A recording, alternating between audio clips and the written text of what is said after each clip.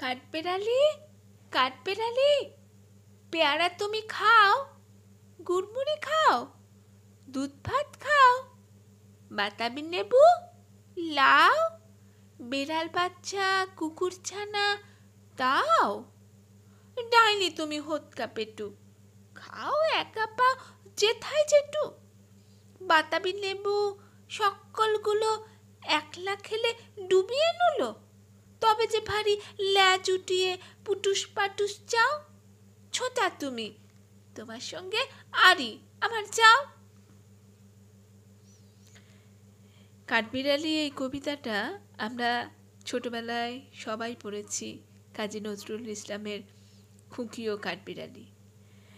এই কাঠবিড়ালি এখন প্রায় অবলুপ্ত, দেখাই প্রায় যায় না, কিন্তু আমার বাড়িতে কাঠবিড়ালির বাসা।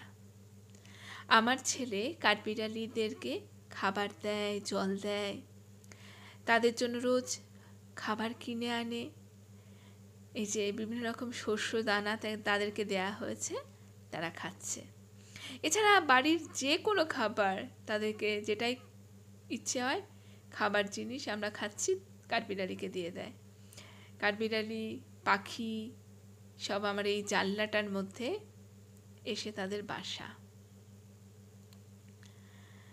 আবার নীল রঙের কভার দেওয়া হয়েছে জানালার মধ্যে, যাতে তাদের খেতে কোনো ডিস্টার্ব না হয়, কারণ আমরা গেলেই তারা উড়ে যায় ভয় পেয়ে। কিন্তু নীল রঙের কভার দেওয়ার ফলে ওরা বুঝতেই পারে না যে আমরা ভেতরে আছি, ওরা আমাদেরকে দেখতে পায় না।